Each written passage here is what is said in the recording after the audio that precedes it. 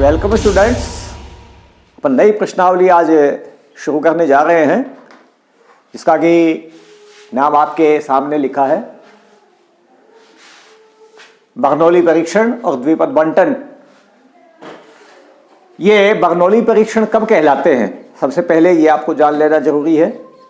वैसे आपके सामने मैंने लिखा है यहाँ पर ये कि किसी यादृच्छिक प्रयोग के परीक्षण बर्नौली परीक्षण कहलाते हैं जब वे निम्नलिखित प्रतिबंधों को संतुष्ट करते हैं।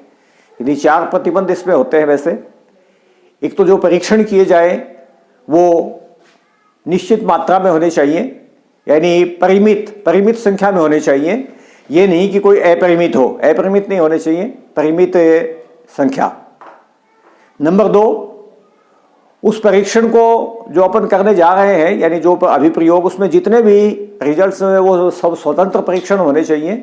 कोई ये अपवर्जी परस्पर अपवर्जी स्थितियां नहीं होनी चाहिए। एक उसमें केवल 2 ही रिजल्ट होने चाहिए, परीक्षणों में केवल 2 ही रिजल्ट होने चाहिए। अपन दोनों रिजल्टों को, एक को सफलता मानेंगे और एक को असफलता। अपन प्राय करते ये है कि जिस परिणाम की अपने को प्रायिकता निकालनी पड़ती है उसको अपन सफलता मान लेते हैं, और जिस परिणाम की प्रायिकता अपने को नहीं ज्ञात करनी है यानी उससे जो बच गया जो परिणाम, वो बाकी असफलता। और एक स्थिति जो इसमें आपके लागू होगी वो ये होगी, इनकी जो प्रायिकता है सफलता की और असफलता की, जितने भी बार परीक्षण को दोहराया जाए ये परिवर्तित नहीं होनी चाहिए, अपरिवर्तित रहेगी। एक बार सफलता की प्रायिकता अपन एक घटना में जो ले ली वही बार बार उस अभिप्रयोग को दोहराते रहेंगे तो वही प्रायिकता उसमें काउंट होगी, अलग से कोई उसमें प्रायिकता नहीं होगी। ये स्थितियां जिस परीक्षण पर भी लागू होंगी वो उसको अपन बर्नौली परीक्षण कहेंगे। और अब अपने द्विपद बंटन देखते हैं कि द्विपद बंटन की सहायता से अपन कैसे इन प्रश्नों को हल करते हैं, क्योंकि इसकी सहायता से वैसे आपके सारे के सारे ये जो बर्नौली परीक्षण है यही आपके सरल किए जाते हैं। आपके सामने लिखा हुआ है कि यदि किसी यादृच्छिक प्रयोग के n परीक्षण हो, यानी उसको n बार किया जाए। परीक्षण से मतलब है कि उसको कितनी बार किया जा रहा है, n बार किया जा रहा है, यानी जैसे 10 बार किया जा रहा है तो n की वैल्यू 10 हो जाएगी, 10 परीक्षणों की संख्या। 5 बार किया जाए तो 5 हो जाएगी। यहां पर यह भी ध्यान रखना कि यह परीक्षण से मतलब क्या है आपका, जैसे सिक्का उछालना या पासे को उछालना, वो तो जितनी बार उछाला जाएगा परीक्षणों की संख्या उतनी हो जाएगी। और यदि किसी ढेरी में से कोई वस्तु निकालनी है तो जितनी वस्तुएं निकालनी है वो परीक्षण हो जाएंगे। बस ये जरूर आपको ध्यान रखना है, यानी सिक्के और पासे में तो उसको जितनी बार उछाला जाए वो परीक्षण, और किसी ढेरी में से कोई वस्तुओं को चुनना यदि है तो जितनी वस्तुएं चुनी जाए वो उसमें परीक्षण हो जाएंगे। ये आपके n से अपन उसको लिखेंगे n परीक्षण n हो।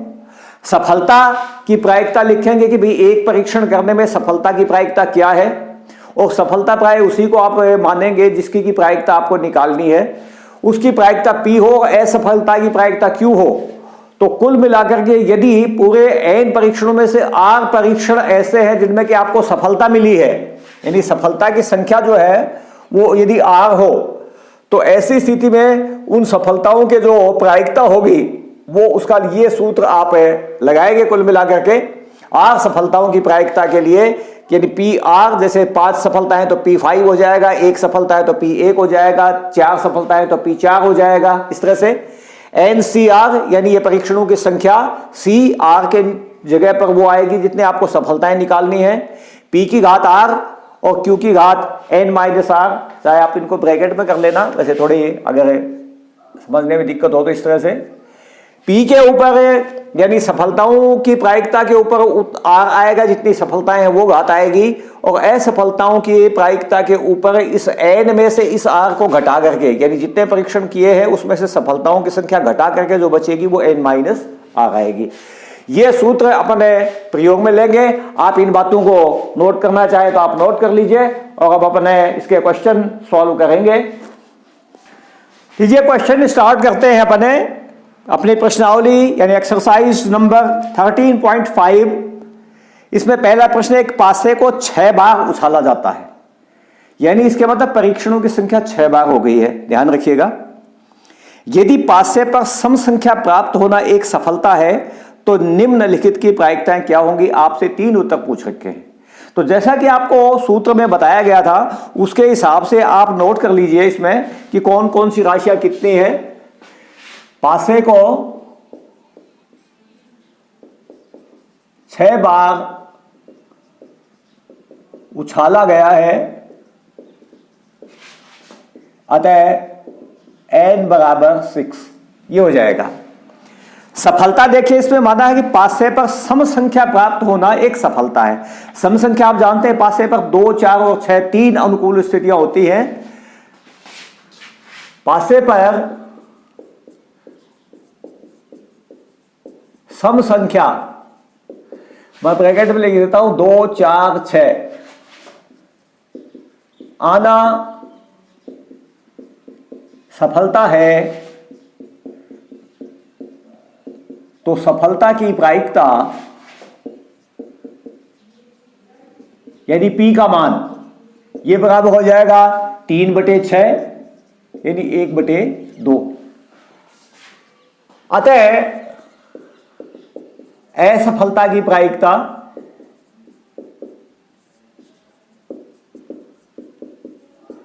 असफलता यानी आपके सम संख्या नहीं आएगी, तो ये हो जाएगी 1 - 1/2 बराबर ये भी 1/2 होगी। ये P और Q के मान हो गए। और अब आपको देखिए उत्तर निकालने हैं। पहले उत्तर में आपसे पूछा गया है कि तथ्यतः 5 सफलताएं,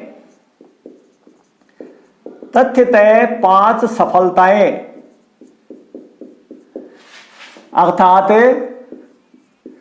R बराबर 5, ये आपको पहला उत्तर निकालना है। इसके लिए सीधे आप सूत्र लगाएंगे बर्नौली परीक्षण में जो आपको सूत्र बताया गया है, NCR P की घात R और Q की घात n-R। ये आप सूत्र यहां पर लगाएंगे। तो सबसे पहले आप PR का सूत्र लिख लेंगे। PR is equal to NCR P की घात R इंटू Q की घात n-R implies that P5 बराबर n का मान 6 है, 6C5 P यानी 1/2 की घात 5 और Q यानी ये भी 1/2 ही है आपके, 1/2 की घात 6 - 5। इसको सरल कर लीजिए। 6C5 का मान 6 होगा और ये हो जाएगा 1/2 की घात 5 ये हो जाएंगे, 1 घात ये हो जाएगी, तो 1/2 की घात कुल मिलाकर के 6 हो जाएंगी। इसको जब आप सरल करेंगे तो 6 × 1/2 × 2 इस तरह से 6 बार आप इसकी वजह से गुणा करेंगे। मैं सीधे गुणा लिख देता हूं, 2 दूनी 4 दूनी 8 दूनी 16 दूनी 32 दूनी 64, 64 आ जाएगा। यहां पर 64 लिख दीजिए, यानी 3/32, 2 का भाग चला जाएगा इसमें, ये इसका उत्तर हो जाएगा। और दूसरा उत्तर जो इसमें आपसे पूछा है वो पूछा है न्यूनतम 5 सफलताएं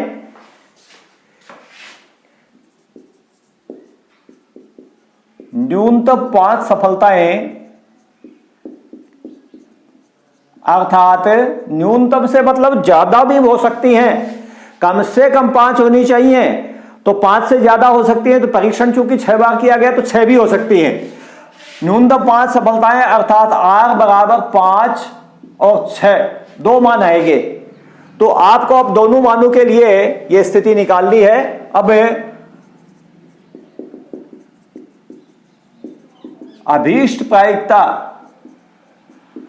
प्रायिकता आप दिखाएंगे P5 + P6 दोनों न्यूनतम 5 के लिए, और इनके मान आप P5 का मान निकालेंगे। यहां पर 6C5 1/2 की घात 5 और 1/2 की घात 6 - 5 और प्लस 6C6 1/2 की घात 6 और ये 1/2 की घात 6 - 6।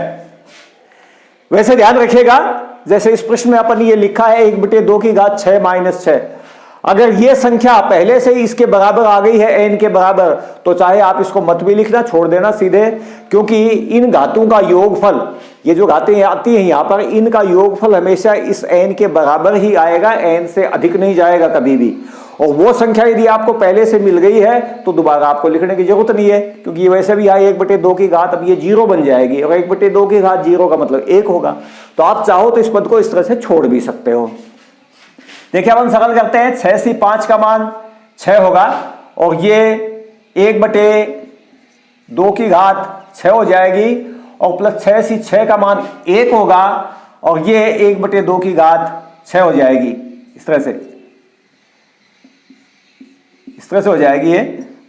और यहां पर आप चाहो तो 1/2 की घात 6 को इसको कॉमन ले लो, 1/2 की घात 6, ब्रैकेट में यहां 6 बच जाएगा, यहां 1 बच जाएगा। यदि 7 और बटे वही 2 दूनी 4 दूनी 8, 16 दूनी 32 दूनी 64, 7/64 इसका उत्तर आ जाएगा। और तीसरा उत्तर इसी प्रश्न में आपसे जो पूछा है वो पूछा है, अधिकतम 5 सफलताएं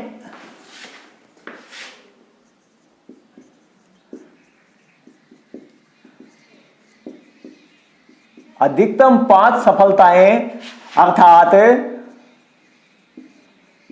अधिकतम 5 सफलताओं में देखिए, अधिकतम अगर स्थिति है तो 5 से कम 5 तक हो सकती हैं, यानी 5 हो सकती हैं, 4 हो सकती हैं, 3, 2, 1 और 0 भी आएगी, यानी नहीं भी हो सफलता। तो यह अर्थात R बराबर 0, 1, 2, 3, 4, 5 यहां तक की स्थिति मिलेगी आपको। अभीष्ट प्रायिकता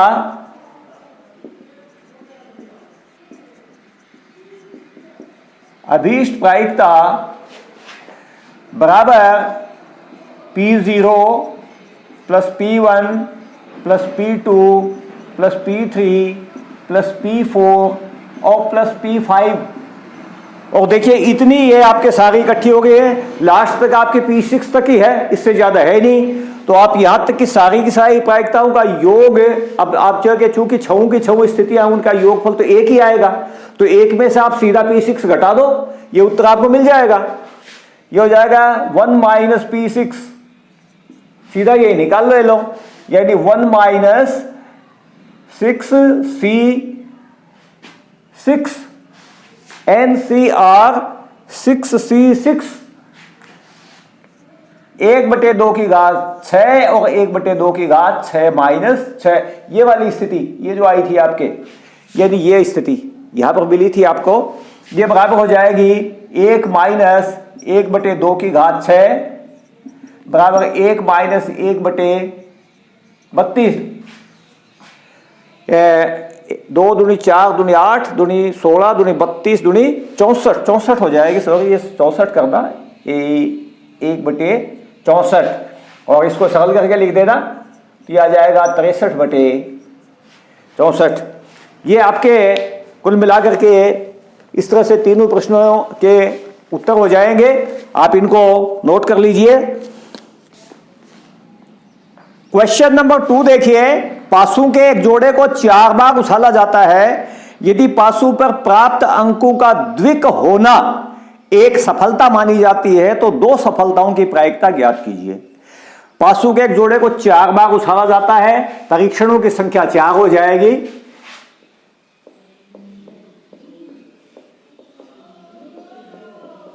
यहां परीक्षणों की संख्या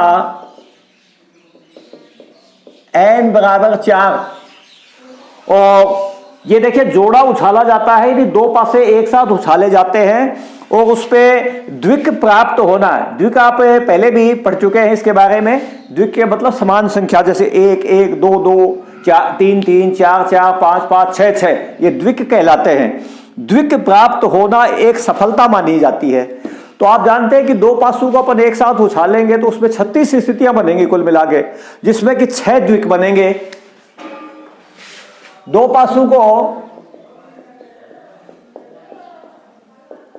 उछालने पर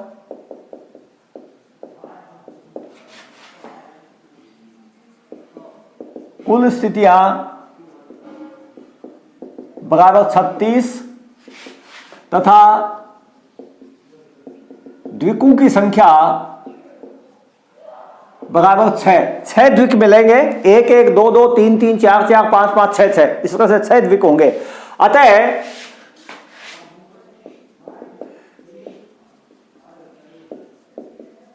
द्विक प्राप्त होना एक सफलता है, तो सफलता की प्रायिकता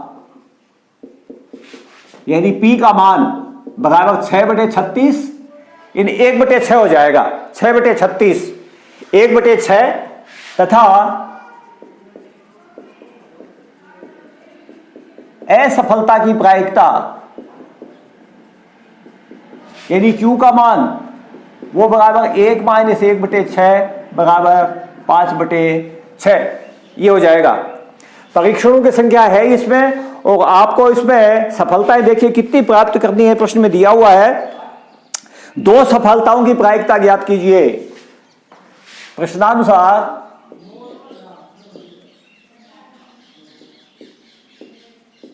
सफलताओं की संख्या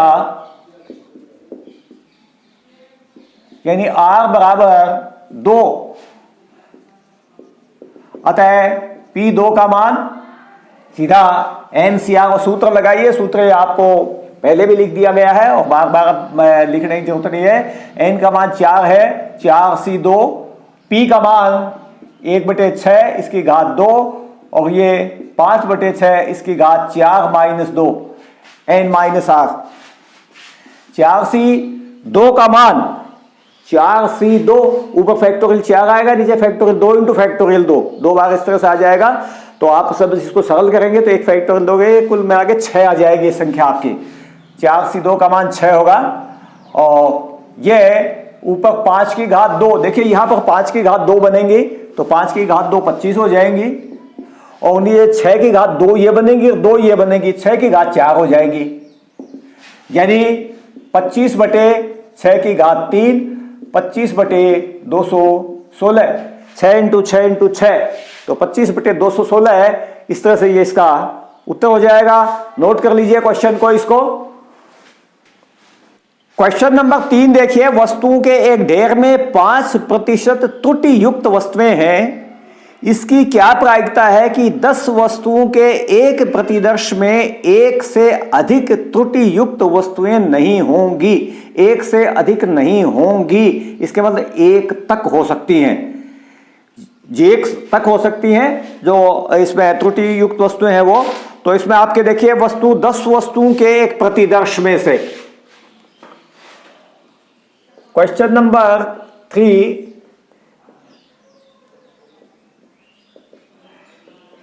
वस्तुओं की संख्या जो कि n का मान होगा वो बराबर होगा 10। 10 वस्तुएं अपने को चुनने हैं। उन 10 वस्तुओं का ढेर समझ लो, 10 वस्तुएं का ढेर है।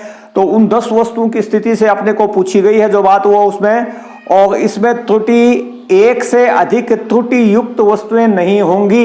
ये आप एक सफलता मान लीजिए।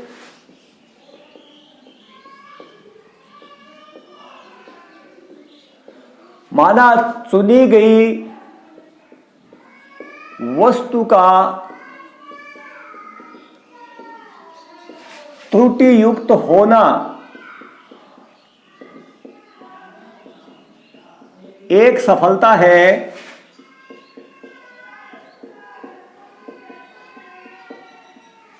तो सफलता की प्रायिकता यदि P का मान लिखा है कि ढेर में 5% त्रुटि युक्त वस्तुएं हैं, तो 5% यानी 5/100 हो जाएंगी, 1/20। अर्थात असफलता की प्रायिकता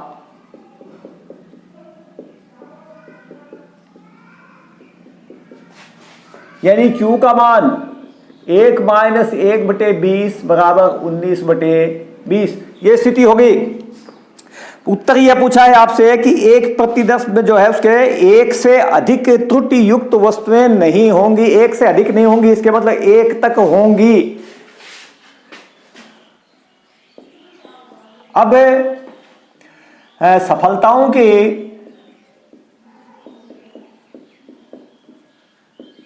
संख्या n बराबर एक तक, एक से अधिक नहीं होंगी, इसका मतलब एक हो सकती है और एक से कम भी हो सकती है। इसका मतलब P0 और P1 दोनों स्थितियां बनेंगी आपके, 0 और 1 ये बनेगा आपके। एक से अधिक नहीं होंगे, इसके मतलब एक तक हो सकती हैं। अब अभीष्ट प्रायिकता बराबर P0 प्लस P1, ये दोनों आपको निकालनी पड़ेंगी। P0 का मान देखिए क्या होगा, NC0, n का मान आपको दिया हुआ है, इसमें 10 वस्तुएं हैं, 10C0 सफलता 1/20 की घात 0 और 19/20 की घात, ये 20 माइनस 0 20 आ जाएगी, प्लस P1 10C1 1/20 की घात 1 और 19/20 की घात 1 कम हो जाएगी, इसमें से 20 में से 20 माइनस 1 19। सरल करते हैं, देखिए ये 19 की घात 20 यहां पर और ये 20 की घात 20, सही इकट्ठी लिख दो, 19/20 की घात 20 इस तरह से। 10C1 का मान 10 होगा और ये 19 की घात 19 हो जाएगी और 20 की घात जो है वो 20 हो जाएगी। इसके एक घात ये है और एक घात ये है, 20 की घात 20। आप इसमें से ये कॉमन अगर लेना चाहे तो आप ये कॉमन ले लीजिए। कुल मिलाकर के आपके जो कॉमन आपके आंसर में जो दिखा रखा है उस तरह से तो लेना है, तब तो आपके 19/20 की घात 9 इन्होंने कॉमन दिखा रखी है। आप ये 9 कॉमन ले लीजिए। सॉरी, ये थोड़ा करेक्ट करना, ये n10 है इसका मान, ये यहाँ 10 करना, ये भी 9 करना, 9 n माइनस आर इस तरह से करके ये 9 करना यहां, और ये 19/20 की घात 9 जो है आप इसमें कॉमन ले लो। यहां तो बच जाएगी एक घात और यहां पर ये पूरी घात निकल आएगी। यहां पर 10 की घात 19/20 एक की ये बच जाएगी, 10/20 ये बचेगा, 10/20। इसको जो आप सरल करेंगे, यहां पर है 19/20 एक घात, देखिए जब आपने 9 घात कॉमन ली है, एक घात बच गई है ये, तो ये 19 और 10 29/20 ये आ जाएगा। 19/20 की घात 9 इंटू 29/20, ये इसका उत्तर हो जाएगा। आप इसको क्वेश्चन को नोट कर लीजिए। क्वेश्चन नंबर 4 देखिए, 52 ताश के पत्तों की एक भली भांति फेंटी गई गड्डी में से 5 पत्ते उत्तरोत्तर प्रतिस्थापना सहित निकाले जाते हैं। इसकी क्या प्रायिकता है कि 3 उत्तर पूछ रखे हैं आपसे। पहला उत्तर है सभी 5 पत्ते हुक्म के हों, दूसरे में केवल 3 पत्ते हुक्म के हों और तीसरे में एक भी पत्ता हुक्म का नहीं हो। तो 52 ताश की पत्तों की गड्डी से 5 पत्ते निकाले जाते हैं, तो परीक्षण देखिए इसमें 5 हो जाएंगे कुल मिलाकर के। परीक्षणों की संख्या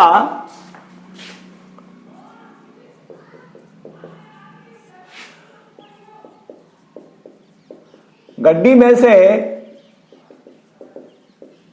5 पत्ते निकाले जाते हैं,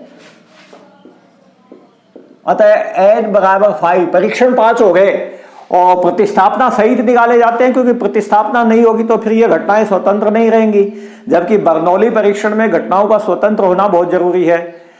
तो ये इसीलिए प्रतिस्थापन सहित इसमें शब्द आपके पहले से जुड़ा हुआ है।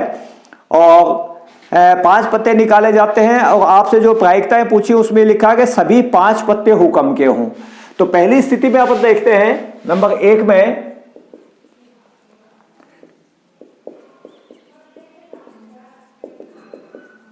यदि सभी 5 पत्ते हुक्म के हों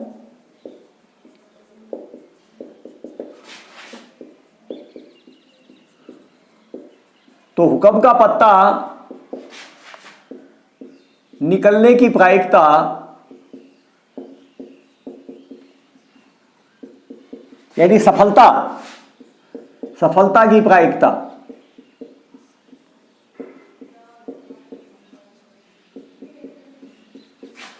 बराबर 13/52 यानी 1/4, अर्थात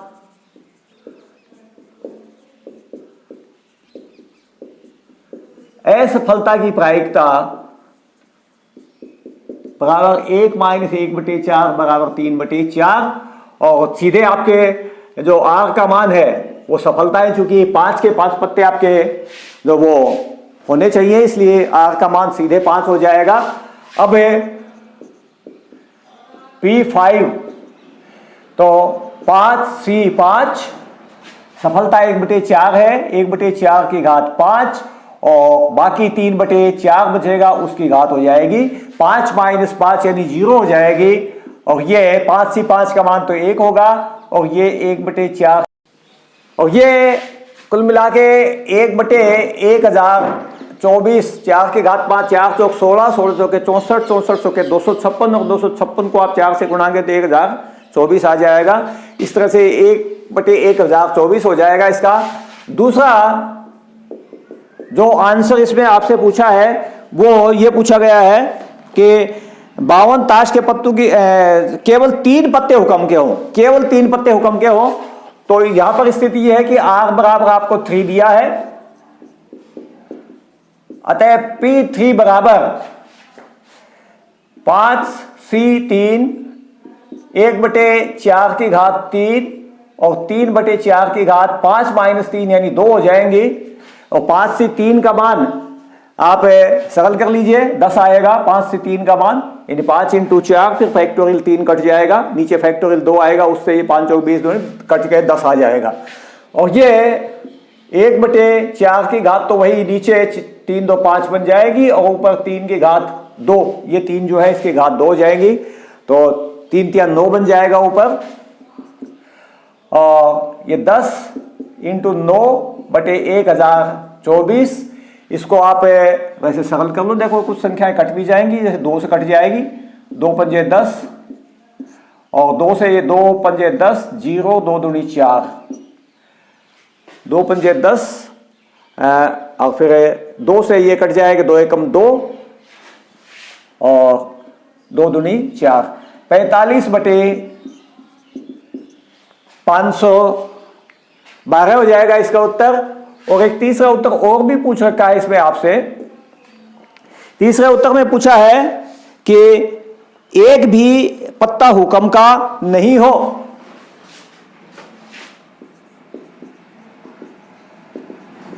एक भी पत्ता हुक्म का नहीं हो तो आर बराबर 0, सफलता मिली ही नहीं, आर बराबर 0, अतः P0 वैसे अब आप चाहें तो वैसे इसको घटा करके भी निकाल सकते हो, बाकी सीधा ही लिख लो, कोई दिक्कत नहीं है। 5C0 1/4 की घात 0 और 3/4 की घात 5, 5 - 0 ये 5 आ जाएगी। 5C0 का मान तो 1 होगा ही है, यहां पर 1 ये वैसे 1 हो गया और ये 3 की घात 5 और बटे 4 की घात 5, तो 3 × 9 = 27, 81 × 243 और बटे ये 1024, ये आपके आंसर है इसका हो जाएगा। इस क्वेश्चन को नोट कर लीजिए आप। क्वेश्चन नंबर 5 देखिए, किसी फैक्ट्री में बने एक बल्ब की 150 दिनों के उपयोग के बाद फ्यूज होने की प्रायिकता 0.05 है, इसकी प्रायिकता ज्ञात कीजिए कि इस प्रकार के 5 बल्बों में से आपसे कई उत्तर पूछ रखे हैं, वैसे इसमें 4 उत्तर पूछ रखे हैं। तो देखिए इसमें फ्यूज होने की प्रायिकता आपको प्रश्न में दी हुई है कि फैक्ट्री में बने एक बल्ब की 150 दिनों के उपयोग के बाद फ्यूज होने की प्रायिकता 0.05 है और 5 बल्बों का नमूना है। तो यहां पर परीक्षण देखिए कुल मिला के 5 हो जाएंगे। क्वेश्चन नंबर 5,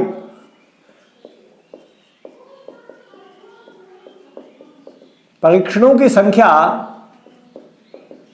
क्योंकि आपको 5 बल्बों में से परीक्षण करना है कि भी 5 बल्बों में से फ्यूज की क्या स्थिति है, तो 5 बल्बों का परीक्षण होने के कारण से n का मान 5 हो जाएगा। और यहां फ्यूज होने की आपको प्रायिकता दे रखी है, वो आप सफलता मान लीजिए कि माना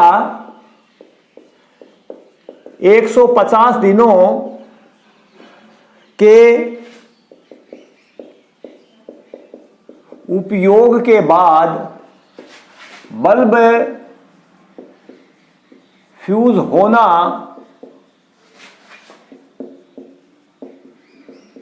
सफलता है, तो सफलता की प्रायिकता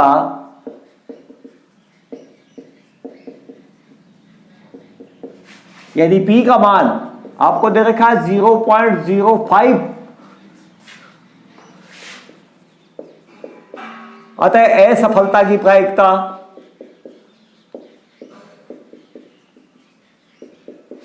यानी Q का मान बराबर हो जाए 1 माइनस 0.05 बराबर 0.95, ये Q का मान हो जाएगा। और अब आपसे उत्तर पूछे हैं उसके हिसाब से R का मान देखिए। पहला उत्तर पूछा है नंबर 1 कि एक भी बल्ब फ्यूज नहीं होना चाहिए, यानी सफलता एक भी नहीं मिलेगी। बल्ब को फ्यूज होना आपने सफलता मानी है और एक भी बल्ब फ्यूज नहीं होगा, तो इसके मतलब R is equal to 0। R is equal to 0, अतः P0 बराबर NC0 यानी 5C0 और P की घात यानी आपके P का मान 0.05 है, इसकी घात 0 हो जाएगी और Q की घात यानी 0.95 की घात हो जाएगी, 5 माइनस 0 यानी 5 आ जाएगी, तो ये हो जाएगा 0.95 टू द पावर 5। ये इसका जो प्रायिकता का इसमें आपको मान मिल जाएगा। कुल मिलाकर के जो स्थिति है ये। और दूसरा जो इसमें उत्तर पूछा है उसमें लिखा है कि एक से अधिक नहीं, यानी एक तक तो बल्ब फ्यूज हो सकते हैं, एक से अधिक नहीं, यानी एक तक हो सकते हैं फ्यूज।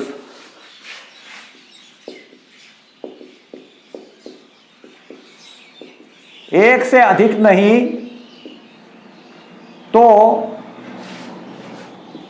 फ्यूज नहीं हो, एक से अधिक फ्यूज नहीं हो तो R बराबर 1 तक हो सकते हैं। इसके मतलब या तो 0 हो या 1 हो जाए, 0 या 1 दोनों मान आ जाएंगे 1। अतः अभीष्ट प्रायिकता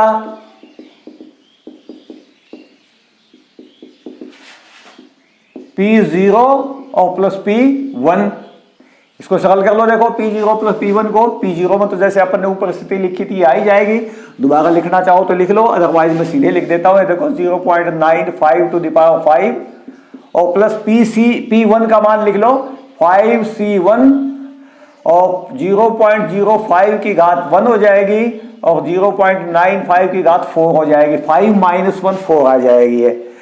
ये 5 आ जाएगा, 0.95 टू द पावर 5 और plus 5 into 0.5 into 0.95 to the power 4। इस तरह से आपको ये स्थिति मिल जाएगी, जो कि आपको आप इसको सरल करके यदि लिखेंगे तो 0.95 की घात के 4, तो देखिए ये तो कॉमन आ जाएगी आपके, यहां से ये है, ये आपके कॉमन आ जाएगी। यहाँ 5 घात है या 4 घात है, तो 0.95 टू द पावर 4 ये तो ले लो कॉमन, यहां बच जाएगा 0.95 और यहां देखिए इन दोनों की गुणा बच जाएगी, 5 5 25 यानी 2.5 बच जाएगा ये यहां पर। और इनको जब आप जोड़ेंगे 2.5 और इसको, तो ये 0.95 टू द पावर 4 इंटू 0.5 यहां जुड़ेगा, ये आकर के आपके 0.95 में 2.5 यूं जुड़ेगा ये, तो ये 3.45 ये यहां पर है, जुड़ करके दोनों का योग आ जाएगा इस तरह से 3.5 में जोड़ेंगे आप 2.5, 5 5 25, 0 पॉइंट, ये थोड़ा करेक्ट करना है, 0.5 नहीं है बल्कि 0.05 है, 0.05, और ये हो जाएगा 0.25 यूं। तो 5 5 10 और 9 तो 11 1 12, 1.2 आएगा, ये 1.2, ये इसका आंसर आएगा। दूसरे वाला जो आपके क्वेश्चन है इसका ये आंसर नोट कीजिएगा। और जो आपके थर्ड क्वेश्चन है, थर्ड क्वेश्चन में आपसे पूछा गया है इसमें कि एक से अधिक बल्ब फ्यूज हो उसकी क्या प्रायिकता है।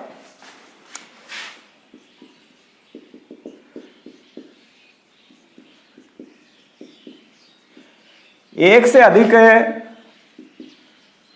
बल्ब फ्यूज हो तो आर बराबर, देखिए एक से अधिक अगर फ्यूज होंगे तो 2 हो सकते हैं, 3 हो सकते हैं, 4 हो सकते हैं और 5 हो सकते हैं। आर बराबर 2 3 4 5। अतः अभीष्ट प्रायिकता बराबर P2 plus P3 plus P4 plus P5, और इनको निकालने के लिए आप एक में से P0 और प्लस P1 ये घटा दो, क्योंकि ये आपके जो इतनी स्थितियां उनमें से इनको निकालने के बजाय ये निकालना ज़्यादा आसान है। आप निकाल भी चुके हैं पहले, P0 का मान आप निकाल चुके हैं। देखिए पहले यहाँ पर आपने निकाला था इस जगह ये P0 का मान ये 0.95 टू द पावर 5, और प्लस P1 का मान अभी आपने ये निकाला था 1.2 इंटू 0.95 टू द पावर 4। ये इसको थोड़ा सरल कर लो, सरल करोगे तो इसमें आपके ये तो कॉमन आ जाएगा 0.95 टू द पावर 4, और ब्रैकेट में बचेगा यहां पर ये 0.95 और ये 1.2, 0.95 और प्लस 1.2, इनको थोड़ा सरल करके लिख लो। 1.2 में ये जोड़ दो 0.95 और 1.2 इस तरह से, तो 5 11 2, ये 1 minus 2.15 into 0.95 to the power 4। इस तरह से आप इसको आंसर को चाहो आप छोड़ सकते हो इस जगह पर, तो ये आपके उत्तर हो जाएगा 0.1 माइनस करके। इस तरह से ये आप इसका आंसर निकाल सकते हो। और क्वेश्चन में थोड़ा करेक्शन करना है यहां पर, एक से अधिक में सिर्फ ये स्थिति आएगी आपके 1 माइनस P1, ये थोड़ा जीरो गलत लिखा गया, 1 माइनस P1, और इसको थोड़ा आप करेक्ट करोगे तो ये 1 माइनस ये जो P1 की स्थिति अपन ने यहां पर निकाली थी, देखिए P1 यहां अपन ने निकाल रखा था, वो स्थिति आप इसमें ऐड कर दो। इसमें कुल मिला करके P0 प्लस P1 वाली स्थिति अपन ने इकट्ठी निकाली थी, देखिए यहां ये निकाल रखी है P0 plus P1, P0 plus P1 की स्थिति जो अपन ने इकट्ठी निकाली थी यहां, ये स्थिति निकाल रखी, यही घटा दो सीधे। अपन कैलकुलेशन में थोड़ा मिस्टेक कर गए हैं, तो 0.95 टू द पावर 4, ये अपन ने जो स्थिति यहां पर निकाली थी, देखिए P0 प्लस P1 की ही थी, और ये स्थिति जब आप इसमें घटाएंगे तो ये स्थिति आ जाएगी कुल मिलाकर के यहां, और आप यहीं पर उत्तर छोड़िएगा, ये लाइन नहीं आएगी इसमें ये।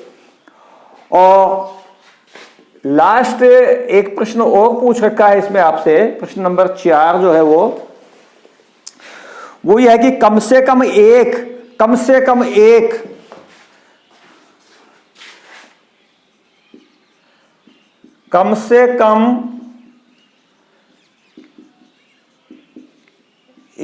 बल्ब फ्यूज होने की प्रायिकता बराबर 1 माइनस एक भी फ्यूज न होने की प्रायिकता, यानी 1 माइनस P0, 1 माइनस P0 का मान भी आप पहले निकाल चुके हैं। देखिए यहां पर अपने ये निकाला था, ये वाला, तो 1 माइनस 0.95 टू द पावर 5, ये सीधा आपके इसका उत्तर हो जाएगा। आप इसको भी अपने नोट कर लीजिए इस क्वेश्चन को। क्वेश्चन नंबर 6 देखिए, एक थैले में 10 गेंदें हैं जिनमें से प्रत्येक पर 0 से 9 तक के अंकों में से एक अंक लिखा है। यदि थैले से 4 गेंदें उत्तरोत्तर पुनः वापस रखते हुए निकाली जाती हैं तो इसकी क्या प्रायिकता है कि उनमें से किसी भी गेंद पर अंक 0 न लिखा हो। 10 गेंद रखी हैं थैले में, 4 गेंदें निकाली जाती हैं, इसके मतलब परीक्षणों की संख्या 4 हो जाएगी इसमें आपके। सीधे सबसे पहले अपन परीक्षणों की संख्या नोट कर लेते हैं।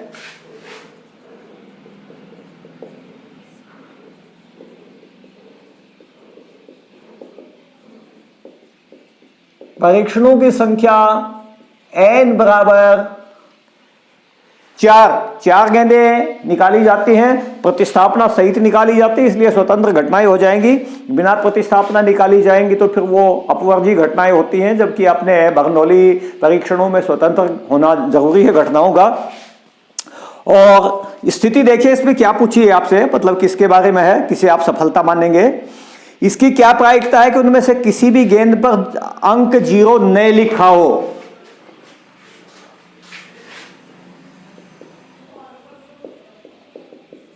माना गेंद पर अंक 0 न लिखा होना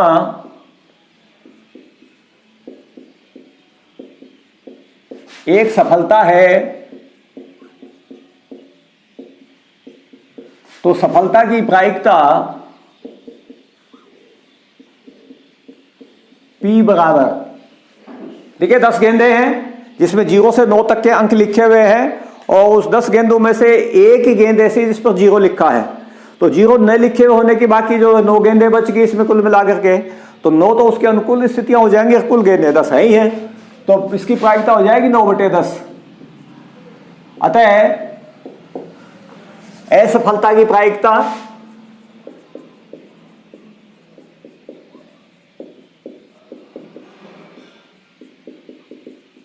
Q बराबर 1 माइनस 9/10 बराबर 1/10। और अब सफलता की स्थिति देखिए कि लिखा है कि इसकी क्या प्रायिकता है कि उनमें से किसी भी गेंद पर 0 अंक न लिखा हुआ हो, यानी सफलता अपने को बिल्कुल मिलनी नहीं चाहिए। दिखा अपने ये माना है कि किसी भी गेंद पर 0 न लिखा होना एक सफलता है, तो जो गेंद अपन निकाले वो 0 लिखी हुई नहीं आनी चाहिए। न लिखी हुई गेंद आएगी तो किसी पर भी आपके 0 नहीं लिखा हुआ होगा। ये परीक्षण जब आप करेंगे तो अब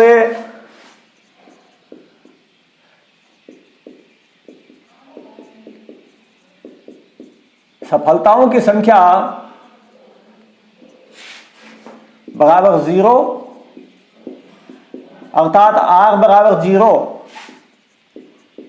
अतः P0 बराबर, P0 सीधा सूत्र लगा दो, n का मान आपके 4 है, 4C0, और जो आपके QP है 9/10, 9/10 की घात 0 और 1/10 की घात, ये हो जाएगी इसमें आपके 1/10 की घात हो जाएगी 4 से 0 का मान जो आप सरल करेंगे तो वो कुल मिलाकर के देख लो कितना आएगा। ये थोड़ा करेक्ट कीजिएगा, यहां पर सफलता मतलब ये है कि आपको जो मिलनी चाहिए वो चारों गेंद 0 न लिखी हुई होनी चाहिए। आपने 0 न लिखी हुई मानी है सफलता, इसलिए उन जो आपके जो बाकी जो गेंदें हैं वो उसमें से आपके आनी चाहिए स्थितियां। ये 4C4 ये हो जाएगा P4 आपके P4 4C4 9/10 की घात 4 और 1/10 की घात हो जाएगी 0 4 - 4 0। ये 4C4 का मान 1 होगा और ये 9/10 की घात 4, ये आपके इसमें उत्तर आ जाएगा। यहां पर नोट कर लीजिए इस क्वेश्चन को। चलिए क्वेश्चन और लेते हैं, क्वेश्चन नंबर 7। एक सत्य असत्य प्रकार के 20 प्रश्नों वाली परीक्षा में मान ले एक विद्यार्थी एक न्याय सिक्के को उछालकर प्रत्येक प्रश्न का उत्तर निर्धारित करता है। यदि पासे पर चित्त प्रकट हो तो वह प्रश्न का उत्तर सत्य देता है और यदि पट प्रकट हो तो असत्य लिखता है। इसकी क्या प्रायिकता है कि वह कम से कम 12 प्रश्नों का सही उत्तर देता है। प्रश्न थोड़ा करेक्ट भी कर लेना आप अपनी बुक में, आपके 2 छपा हुआ है, 2 की जगह उसको 12 कर लेना, क्योंकि आंसर आपके 12 के हिसाब से इन्होंने लिख रखा है, जो लिख रखा है वो। तो वास्तव में इसमें सफलता है, सफलता की स्थिति यह है कि चित्त और पट इस प्रकट होने की स्थिति में आपके ये बातें दे रखी है। कुल मिलाकर के 20 प्रश्न है, परीक्षणों की संख्या जो हो जाएगी क्वेश्चन नंबर 7, परीक्षणों की संख्या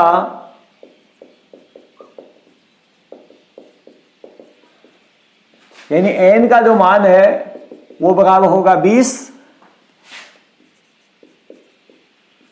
यदि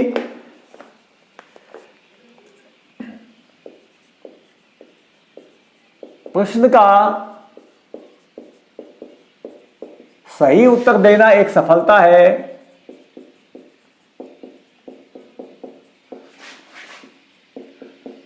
तो सफलता की प्रायिकता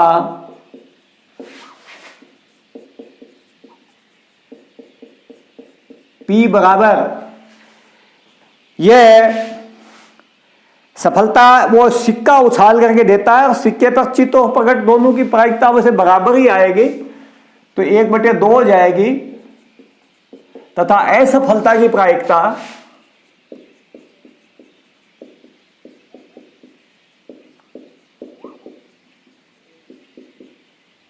यानी Q का मान ये भी 1/2 हो जाएगा। ये स्थितियां हो जाएंगी।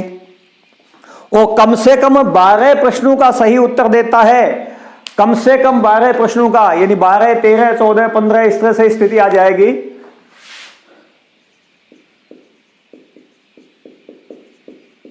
सफलताओं की संख्या यानी n का मान और r का मान बराबर 12 13 14 15 16 17 18 19 और 20, ये r का मान हो जाएगा। अतः अभीष्ट प्रायिकता बराबर P12 plus P13 plus P14 plus P15 plus P16 plus P17 plus P18 plus P19 और प्लस P20। अब या तो आप ये प्रायिकताएं निकाल लो और चाहे एक में से इससे पहले की जो प्रायिकताएं बनती हैं वो घटा के निकाल लो, चाहे दोनों एक स्थिति है, यानी 0 से लेकर के P11 तक की प्रायिकताएं चाहे एक में से घटा लो, बराबर ही बात पड़ेगी, कोई ज्यादा अंतर तो पड़ेगा नहीं। आप यहीं से चाहे इनको देखना शुरू कर दो। देखो इसमें P12 का मान NC यानी 20 C12 और 1/2 की घात 12 और 1/2 की घात 20 - 12 8 आ जाएगी। 20 C13 1/2 की घात 13 1/2 की घात 7 हो जाएगी। 20 C14 1/2 की घात 14 1/2 की घात 6 हो जाएगी। देखिए इसी तरह से आप इसको चलते चलता और ये लास्ट में 20 C20 1/2 की घात 20 हो जाएगी। इस तरह से स्थिति मिलेगी आपके।